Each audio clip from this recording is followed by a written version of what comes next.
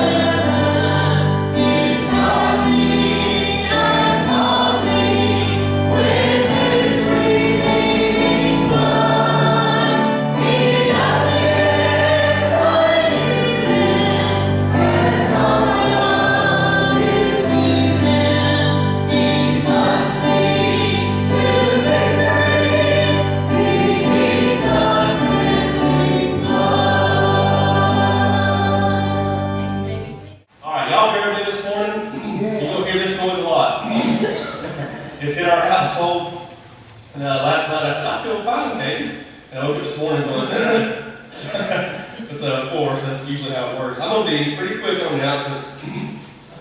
Excuse me. I'm going to go ahead and tell you, go ahead and turn the very back of your bulletin. Join us tonight. I know weather yuck.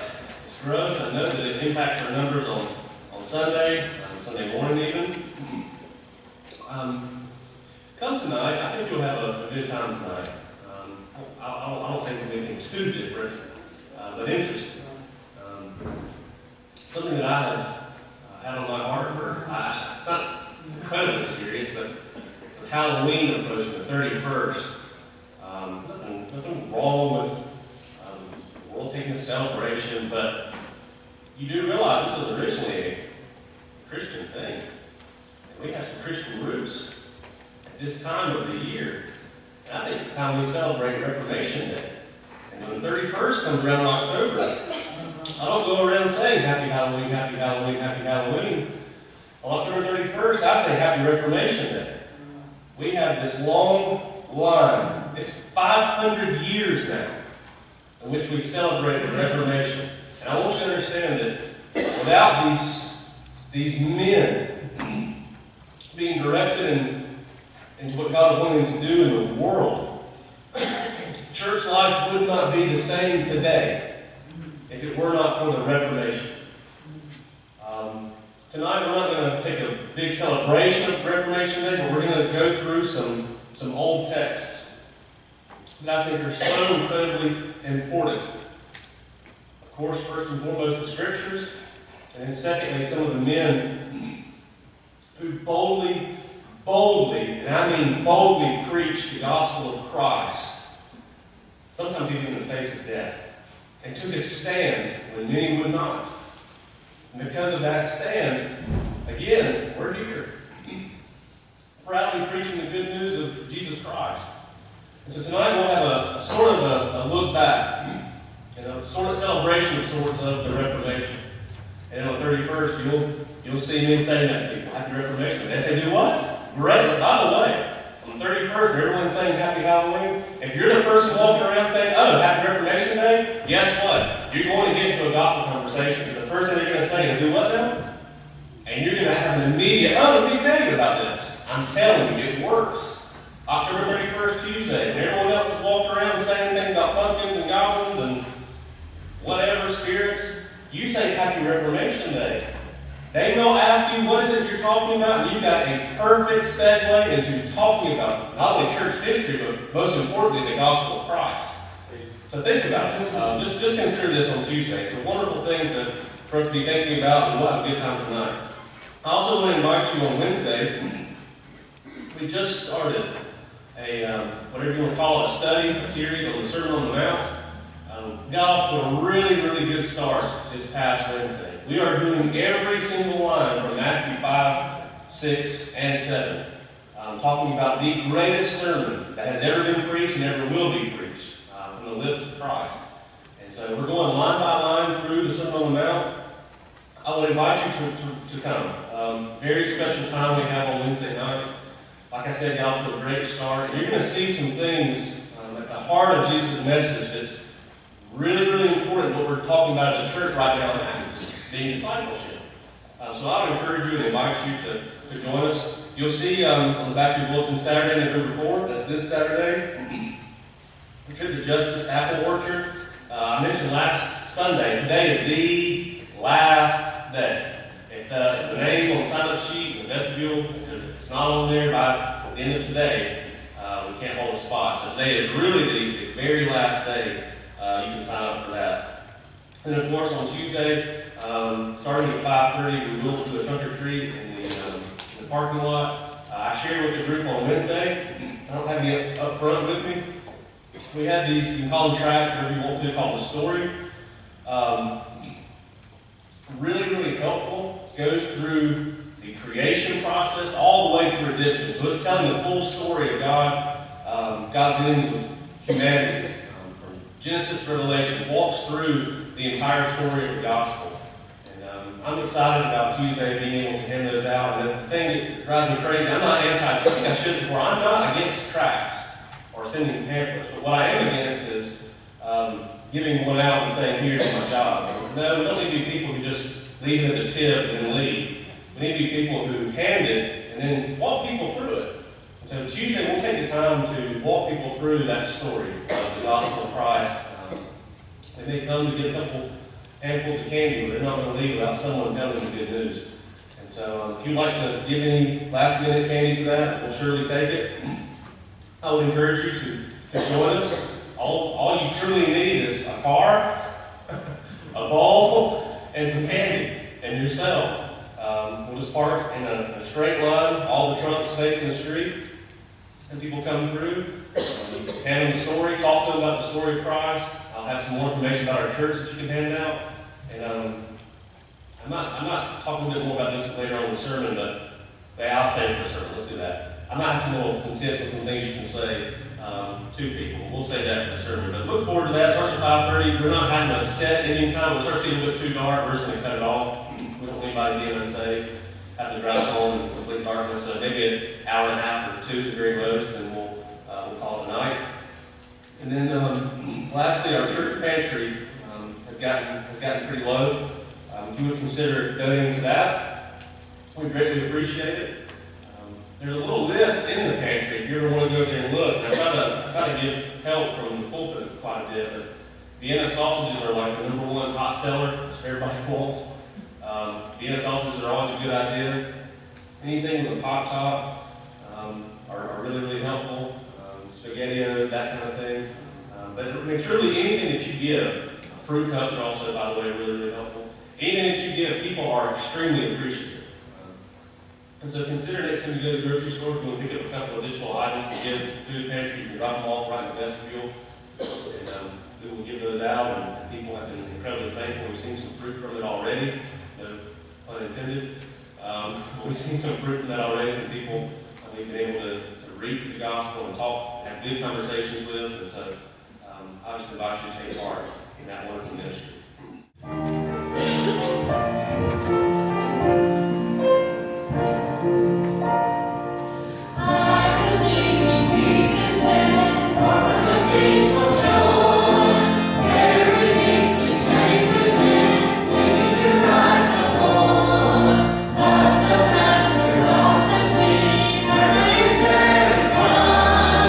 From the waters lifted in, I'm saying,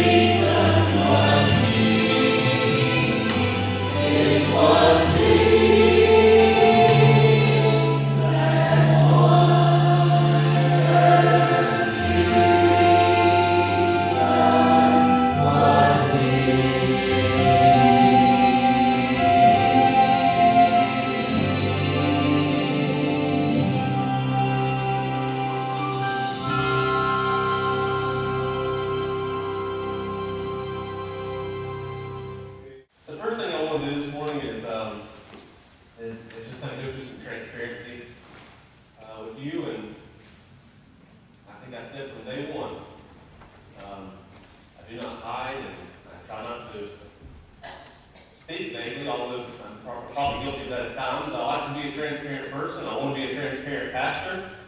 And this is relevant to the text this morning, found in Acts 13. What we're going to see this morning is something that's not new to you. We watched and witnessed Peter do this exact same thing several chapters back. In fact, if you remember, if you were with us, I included a little handout in your bulletin. And it went through Peter's message to the Old Testament. Remember that? And it was it 53? 53 verses long. Peter's message. And y'all saw that and said, oh my gosh, he's going to preach for 53 verses. Are you kidding me? We're never going to. And that's why I gave the handout so you can look through it and it wouldn't be every bit of it. You're going to see that happen again this morning with Paul. Paul does the exact same thing. And I want to talk about this for just a moment. This is relevant to what we're doing and to what happens here at Orrville. And I want you to see, as Paul goes through the Scriptures, he preaches one thing, and one thing only. He preaches Christ. He preaches Jesus. Everything that he looks in the Old Testament Scriptures is Jesus. And he goes to a synagogue, of all places. Men who knew the law. Men who knew the Old Testament. Forwards, backwards, upside down. They knew the Old Testament. And he went to what they knew and said, you need to see Christ in this. And so I feel like most people know me by now. I want to talk just for a moment about some of my preaching style and how I do things. And also tell you where I've been so far. I believe that if we put banners out front that said we're doing a certain series, message, whatever, on finances and how to establish better finances in your household, you probably have more visitors. And we put banners out that said, being a better you, learn how you can become the best you possible, we probably have more visitors. If we put banners out front, if we made a website and we had things showing that all of our messages are about how you can become the best version of you and how you can improve your life, we would probably have more visitors. I want you to know I don't believe in that stuff. I've had many conversations that have gotten heated with people I love, with friends, with other people in ministry, other pastors. They have gotten semi-heated, nothing that would be a stumbling block or sinning or anything, but about the methods of church and what we do. And I'll tell you one thing I'm proud of and one thing that I feel like I failed. One thing I'm proud of is that I preach for Christ and God, most importantly. I hope you understand that. I'm preaching for God, but I want you to understand something else. As a local church, I'm preaching for you. I'm not preaching for the world. I've got some friends who kind of take the approach, and they say that on purpose. You need to be preaching an open message that anyone off the street could come in and say, yeah. And I say, no. I don't believe in that. I think when you come in those doors, you need to be uncomfortable. As Christians, I think we need to be real uncomfortable. As the lost, I think we need to be falling on the floor uncomfortable. When you come in these doors, and we're talking about the crucifixion of Christ, and how all things point to Christ, even the Old Testament, if you're lost, you need to be squirming in your seat. If you're a Christian, you need to be squirming in your seat. And so I want you to understand that I say this with the utmost amount of love and respect. I hope you understand what I mean when I say the following sentence. Do not take it the wrong way. If you do, I'm sorry. I don't care if I don't make you feel good. I don't care. I want you to feel good. I want you to go home happy. I want you to go home joyful.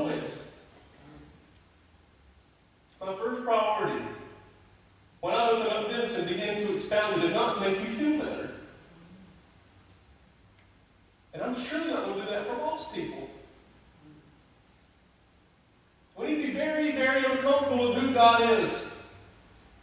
Because when I open this, I see His holiness, and I see His majesty, and I know I can't do anything on my own. I know that.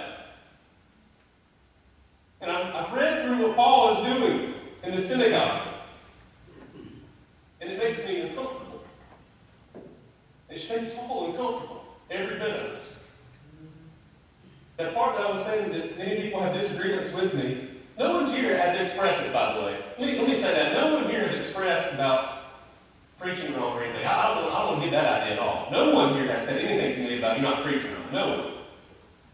But I've had conversations with people outside the church and other pastors who have said something along the lines of you need to make it more open that people can understand. And be preaching for people that come in and visit you.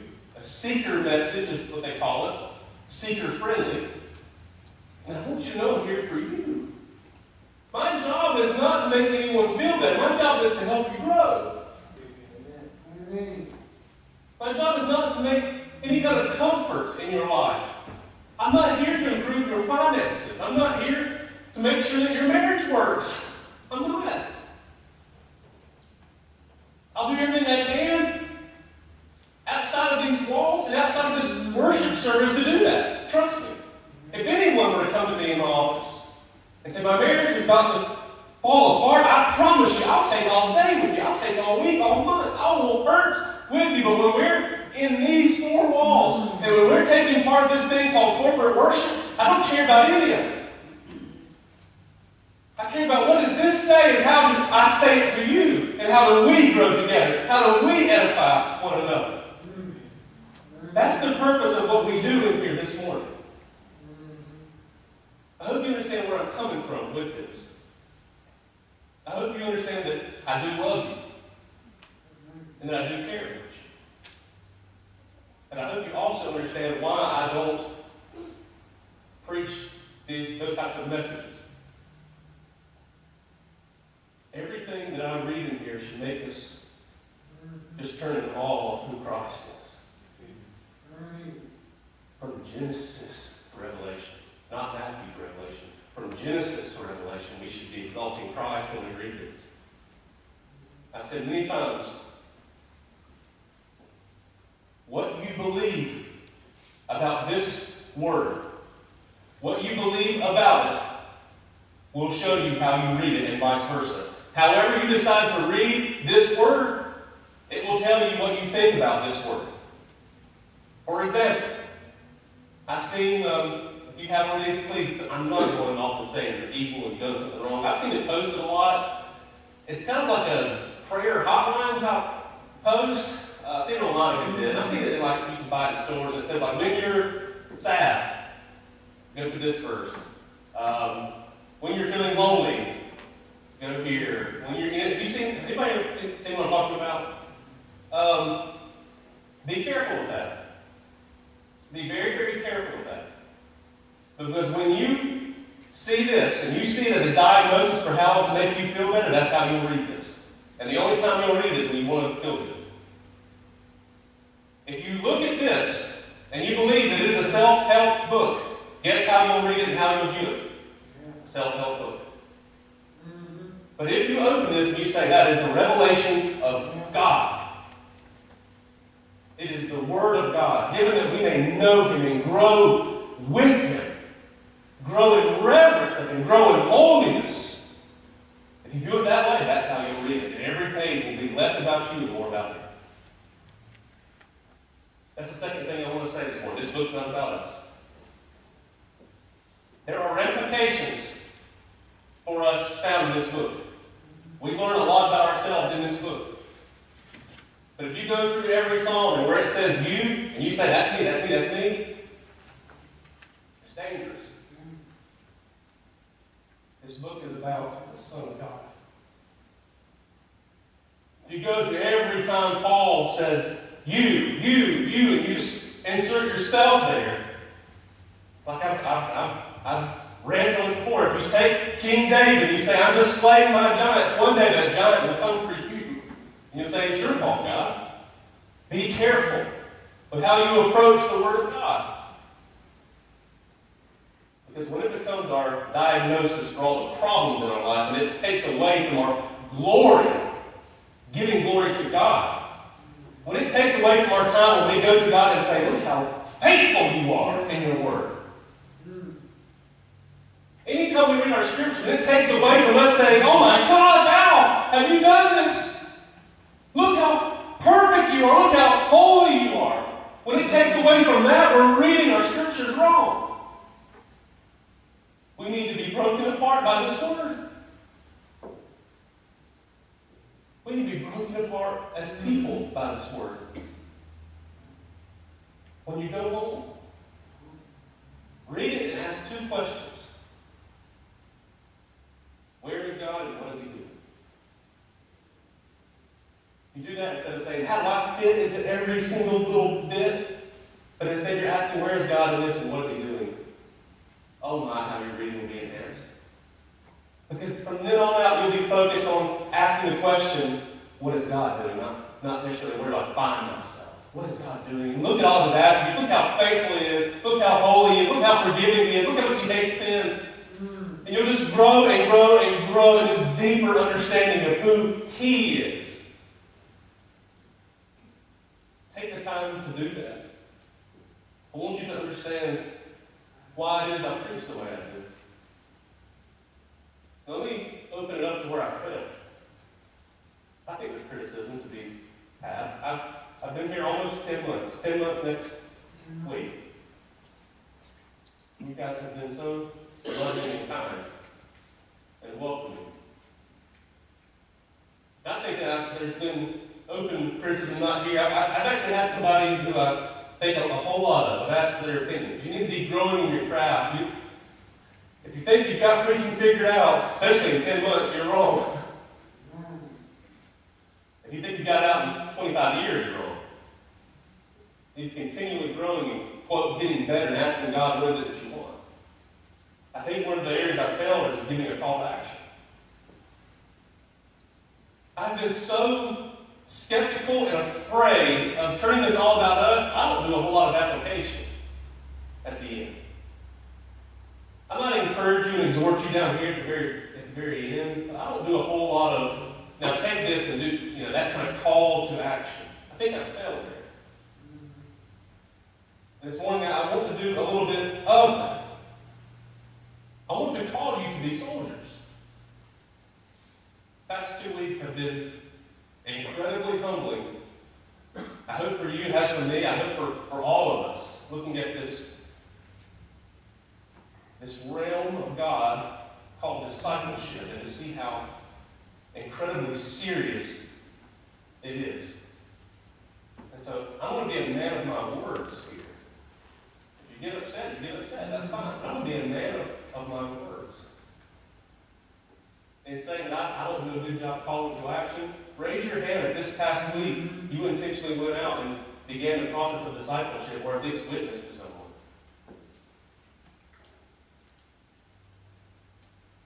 None. Zero. You see what I mean? We should be feeling uncomfortable. Someone will take that and say, how could you put us on the spot like that?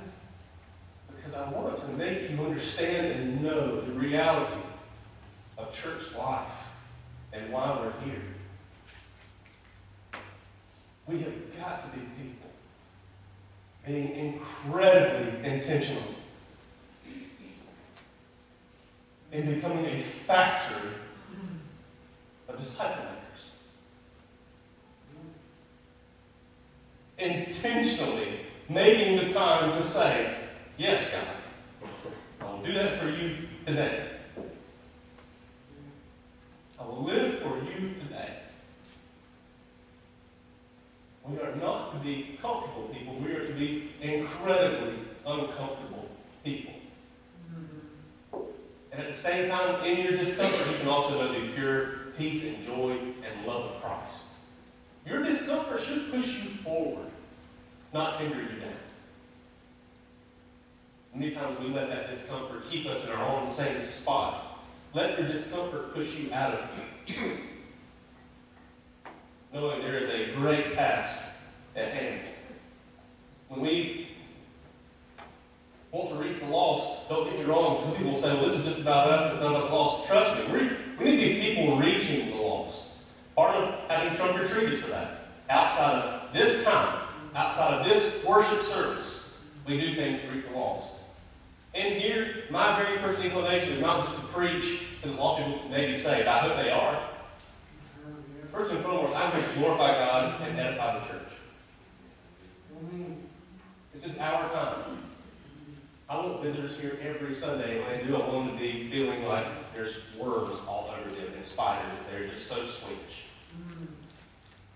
Calling them to, I gotta act, I gotta be in front, I gotta get right with God, that kind of action. So don't think I'm not caring about the lost. I care very much about the lost. Everything that happens outside these doors is for the lost. Everything that happens outside of this time period together before the end of the day on Sunday, everything that happens outside of there is for the lost.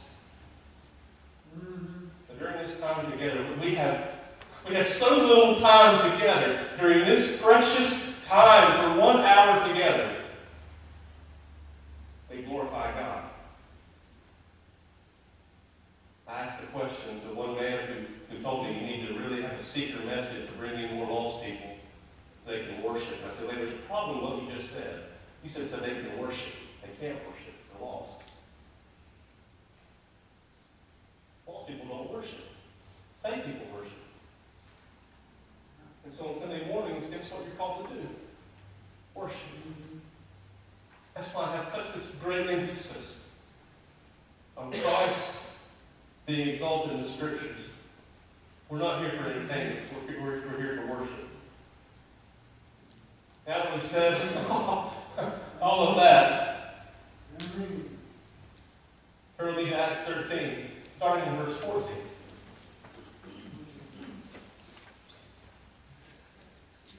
I got 16 minutes. I'm looking quicker than usual, I promise.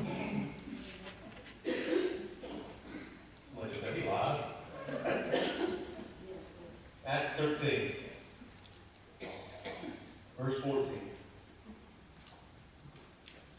First, I want you to look at Paul and what he's doing from verses 14 through 16. But going on from Perga, they arrived at the city of Antioch.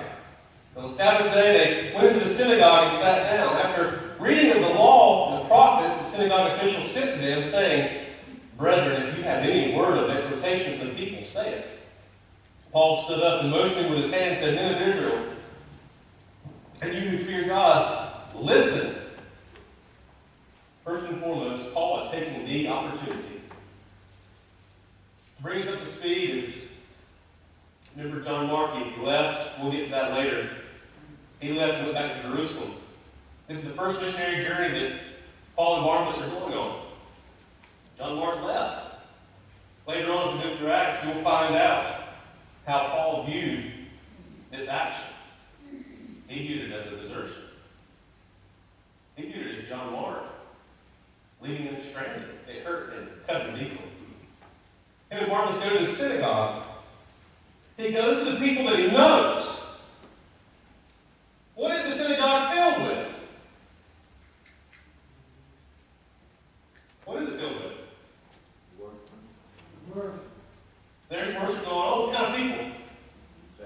Jews. A lot of Jews in the synagogue. There's people who are true Israelites. There's also proselytes. These would be the Gentiles who took up Judaism. All gathered in the synagogues, worshiping. He goes to where the people that he knows. He knows Judaism better than anybody. Remember, he stuck in the Gamaliel. We read that chapters ago. He was kind of the perfecter of the law and understanding the law. Went and studied under Gamaliel. Paul knows the Scriptures. He knows the Old Testament, and he knows the people. And he takes the opportunity to go to the synagogues. He has this tremendous opportunity to take what he knows and reach them with it. This is where I said I failed at applying things here at Orrville Baptist. I want you to see how closely connected this same opportunity is for us. We think that witnessing, sharing our faith, talking about Jesus is difficult here. I'm telling you, go to Maine and do it. Go to Boston and do it. Go to California and do it. You're in the Bible Belt. We're in the Bible Belt. We're in the area of the world where everybody says, I'm a member of so-and-so church down the road. Haven't been in 30 years. They'll tell you they're a member of it. You're in the place where people know the story to an extent. They've heard, most likely, the gospel in some form or fashion. It might be a wrong understanding of it. They've heard at least some idea of the gospel. This is what I was going to say about Trunk or Treat Tuesday. I invite you to come. If here's people say, I don't know what to say, let me tell you what to say at Trunk or Treat. Are you members of a church anywhere? Oh yeah, we go down to whatever. Here's your very next question. Who's the pastor over there? I can't remember. I use it all the time. I use that method all the time. 99% of the time they say, oh, I'm not real sure anymore. Could have been like, you don't know your home pastor? You don't know his name? People will tell you anything to get out of a gospel conversation. Go to the people you know. When I'm living in the Bible Belt, when I'm living in Anderson or Williamston, South Carolina, coming up to Anderson, spending time in Greenville, do you know what the biggest problem in the Bible Belt is? False conversion. These are our people. Paul went to his people. You want to know what our people are? People who think they're saved. They are not. They are so far from it. It is not even funny. That's our legacy. That's the legacy of the Bible Belt Church today. People roaming around, thinking, I am perfectly saved, happy, got everything under control. They are going straight to hell. That is our mission field if we're going to stay right here. So trunk or treat when people come by, ask that question. Now, are you members of the church anywhere? Sure, yeah, we sure are. Who's the pastor over there? They can tell you might have an actual Christian in front of you. I would urge you to keep pushing, though. They might even know the pastor's name. Actually, not know it. But use that method. Meet them on their level. And take the road straight from there. Go through the story with them. So here it is. We'd love to have you. But I want you to know the gospel. I want you to know what God has been doing in humanity. Now, how do you get to that point? How do you get to what God has done in history? I'm so glad you asked. Look at verse 17 through 25. I got to be very, very quick. This is what Paul said. They asked him, do you have any word for us, Paul? Can you imagine that? You got anything you want to say, Paul? And he goes, I sure do. Starting in verse 17, the God of this people Israel chose our fathers and made the people great during their stay in the land of Egypt. With an uplifted arm, he led them out of it. For a period of about 40 years, he put up with them in the wilderness, and he destroyed 7 nations in the land of Canaan. He distributed their land as an inheritance, all of which took about 450 years. After these things, he gave them judges and Samuel the prophet. And then asked for a king, and God gave them Saul, the son of Kish, a man of the tribe of Benjamin for 40 years. After he had removed him, he raised up David to be their king, concerning whom he also justified and said, I have found David the son of Jesse, a man after my heart, who will do all my will. From the descendants of this man, according to promise, God has brought to Israel a Savior, Jesus. And after John had proclaimed before his coming the baptism of repentance to all the people of Israel, and when John was completing his course, he kept saying, what do you suppose that I am? I am not he, but behold, one is coming after me, the sandals of whose feet I am not worthy to untie. Understand this. The first step you can go to in telling someone about the gospel is to show them that God is in history. And this history leads up to Christ. All history leads to Christ. Especially our, quote, Bible Belt, false conversion people who have some understanding of the Scriptures. You can go to them and say, look at what God has been doing from Genesis. Building and weaving all the way through the Old Testament, going straight to Christ. The first step is to see that all history points straight to Jesus. I got to be very, very fast. Verse 26. We're going to read through son of Abraham's family, and those among you who fear God, to us the message of this salvation has been sent. For those who live in Jerusalem and their rulers, recognizing neither him nor the utterances of the prophets which are read every Sabbath, fulfilled these by condemning him. And though they found no ground for putting him to death, they asked Pilate that he be executed. When he had carried out all that was written concerning him, they took him down from the cross and laid him in the tomb. But God raised him from the dead, and for many days he appeared to those who came up with him from Galilee to Jerusalem, the very ones who are now his witnesses to the people. And we preach to you the good news of the promise made by the fathers, to the fathers, that God has fulfilled this promise to our children, and that he raised up Jesus, as it is also written in the second Psalm. Again, Old Testament Psalm. You are my son, today I have begotten you. After the fact that he raised him up from the dead, no longer to return to decay, he has spoken in this way, I will give you the holy and sure blessings of David. Therefore, he also says in another psalm from the Old Testament, you will not allow your Holy One to undergo decay. For David, after he had served the purpose of God in his own generation, fell asleep and was laid among his fathers and underwent decay. But he whom God raised did not undergo decay. Therefore, let it be known to you, brethren, that through him forgiveness of sins is proclaimed to you. I'm going to stop there for a moment. This is the second step. First, you show all history points to Jesus. Then you show all prophecy fulfilled by Jesus. Do you see all the promises that Paul lists? Coming from where, by the way? Not the New Testament. It's being written from the Old Testament. Saying everything promised that Israel you thought was coming straight to you, it is promised from the Messiah. And you're looking for him still, he's here today. What you're still looking for has come. You missed it. And better yet, you crucified him. You killed him. There's blood on your hands. Remember Peter's sermon? There's a reason why I'm doing a sermon like this morning. We've seen this already. All prophecy points, all history points to Christ, and all prophecy has been fulfilled by him. I'm going to start over again, verse 38. Therefore, let it be known to you, brethren, that through him forgiveness of sins is proclaimed to you.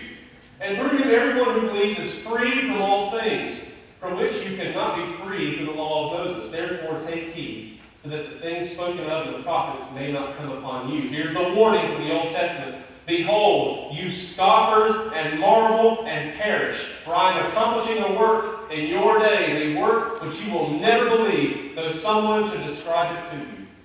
As Paul and Barnabas were going out, the people kept begging that these things might be spoken to them the next Sabbath. And when the meeting of the synagogue had broken up, many of the Jews and all the God-fearing proselytes followed Paul and Barnabas, who speaking to them were urging them to continue in the grace of God. Just like that. Remember how Acts just continually goes in these circles and circles and circles and circles and circles and circles? This is all the good stuff that just happened. All this was the good stuff. The preaching, the bold preaching of the word. The proclamation of the gospel. The telling of this Son of God coming. And all history points to him. That all prophecy is fulfilled by him. And the last thing, all forgiveness is given through him. It's only through Christ that men and women can be forgiven. There's no other way. That's the message that Paul will do. There will never be, I don't think, this is a strange sermon for us and for me this morning. I want you to see the purpose in what we do through the lens of Paul. Through the lens of Peter. Go back and read what Peter said. Almost, it's a little bit more harsh with Peter. Almost the exact same formula. Look at God's faithfulness throughout all of history to our Father that he chose out. We didn't do anything. He chose us out. Look what he did to those men, those fathers. Look at his constant faithfulness. And look what the scriptures say about him who is to come, and look what he's done. History pointing to and prophecy fulfilled by and forgiveness given through. That message has not changed for us. That message has not changed one iota for us. Now I ask the question very boldly. Raise your hands if we have done anything this past week in sharing our faith, making a witness. The first step of discipleship. And we didn't raise our hands. Here's our formula. Go into the world telling of God's faithfulness throughout all of human history. Faithfulness in your life and your testimony. What the world was waiting on and what they truly got, and the prophecy that He fulfilled. Most importantly, the forgiveness that only He gives. This is your call to action, Orrville. I've got to wake up too. Well, you don't do. If you walk out of these doors and you hang your head low, you'll stay there. Walk out of these doors renewed, revived. Looking at the model for Paul and what he's done. Walk out of these doors with a refreshing understanding of the gospel. If you need to come down at the invitation and open up and pour out to God, you don't have to pour out to me. If you just need to come to the altar and just let loose, please don't let me out or pull up stakes. But if you need to come to the altar and just cry out to God, you do it. We all need to be people pouring out every single day. God, please, God, give me the strength. Because we've seen the evidence in us, do we not? We're so prone to wander away from what He wants us to do. It's so easy. I don't care if you're 10 years old or 110 years old. Every believer is a witness. Every believer is a disciple maker. There's no such thing as discipleship without Christ. There's no such thing as Christianity without Christ. It's all about His work and His command to us. So no matter where we go, we make disciples. There is no off-season for discipleship. In season, out of season. We're to preach, proclaim the good news of the gospel. Join me in this commitment. I'm joining you in this commitment. That we take seriously His command. We take seriously the Great Commission. The year's almost up. What are we going to do in 2018? I've seen some good things in 2017. I'm excited. I really, truly am. I know it's a somber message and we feel bad about some things. I'm so excited for us. I think I shared that 2 weeks ago. I see some things kind of brewing here. I do. I see some things brewing. God establishing something, a type of refreshment here. Join me in that excitement.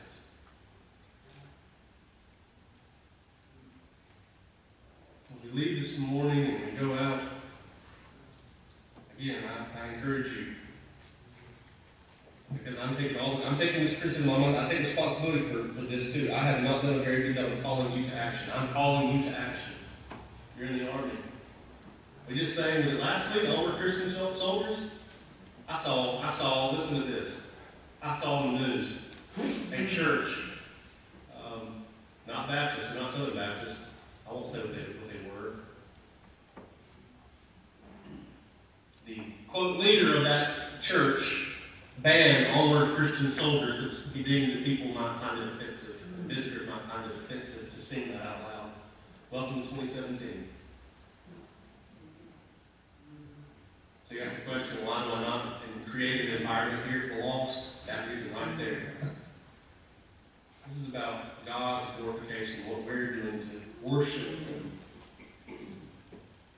But as we sing songs by the All Our Christian Soldiers, we can't sing it, we're not living it out. We must also live it. We're to live as sent people, joining in this fight together, to edify one another, to worship God in this space, and to go out and make disciples. That's our ammunition. We don't wrestle with flesh and blood. We wrestle with principalities. The enemy is after us. Pursue the gifts that have been given to you. Take part in the Great Commission. And preach the Word. Preach the Christ-centered Word. All things revolve around Him, not us.